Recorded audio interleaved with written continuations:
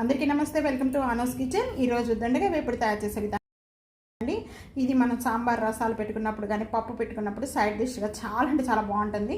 ఇదే విధంగా ట్రై చేసి మీకు ఎలా ఉందనేది కామెంట్స్లో తెలియజేయండి. దొండకాయ వేపుడు తయారు చేసుకోవడానికి ముందుగా దొండకాయలు బాగా సాల్ట్ వాటర్తో 3-4 టైమ్స్ వరకు కూడా క్లీన్ చేసుకొని ఈ విధంగా చిన్న చిన్న పీసెస్గా కట్ చేసుకోవాలండి. ఇలా చిన్న చిన్న పీసెస్గా కట్ చేసుకోవడం వల్ల దొండకాయలు తొందరగా ఏగిపోతాయి.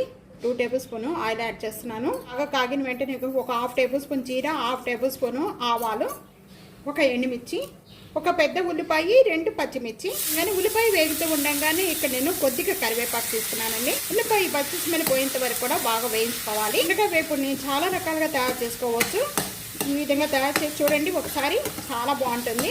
1 టేబుల్ స్పూన్ సాల్ట్ యాడ్ చేస్తున్నానండి. ఈ విధంగా కలర్ చేంజ్ అయిపోయిన వెంటనే ఉల్లిపాయ నేను 1 tablespoon ginger garlic paste add చేస్తాను. కూడా దీంట్లోనే యాడ్ చేసేస్తున్నాను. ఒక 1/2 టేబుల్ స్పూన్ పసుపు యాడ్ చేసిన వెంటనే కొద్దిగా కొత్తిమీర అండి. ఇక్కడ లో ఫ్లేమ్లో పెట్టేసుకొని ఒక 5 మినిట్స్ వరకు కూడా మగ్గించేసుకోవాలండి. ఒక 5 మినిట్స్ అయిపోయాక ఇప్పుడు ఓపెన్ చేద్దామండి.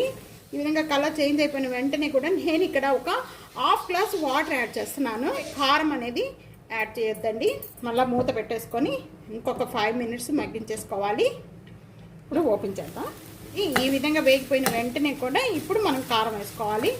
ఇప్పుడు ఈ సమయంలో కొబ్బరి వేసుకోవచ్చు. కొబ్బరి కావాలి అని కొబ్బరి వేసుకోవచ్చండి. ఇంకా నేను 1 table spoon red chilli powder add చేసేస్తున్నాను. కారం వేసిన వెంటనే కూడా 1 మినిట్ వరకు కూడా మూత పెట్టేయాలి. మినిట్ అయిపోయిన వెంటనే ఇప్పుడు ఓపెన్ చేయండి. ఇదే విధంగా ట్రై చేసి మీకు ఎలా ఉందనేది నాకు తప్పకుండా కామెంట్స్లో తెలియజేస్తాను అనుకుంటున్నాను. వీడియో నచ్చితే కనుక ఫ్యామిలీకి, ఫ్రెండ్స్కి వీడియో షేర్ చేసి వీడియోని లైక్ చేస్తూ ఉండండి. సబ్స్క్రైబ్ చేసుకోండి. Thank you for watching.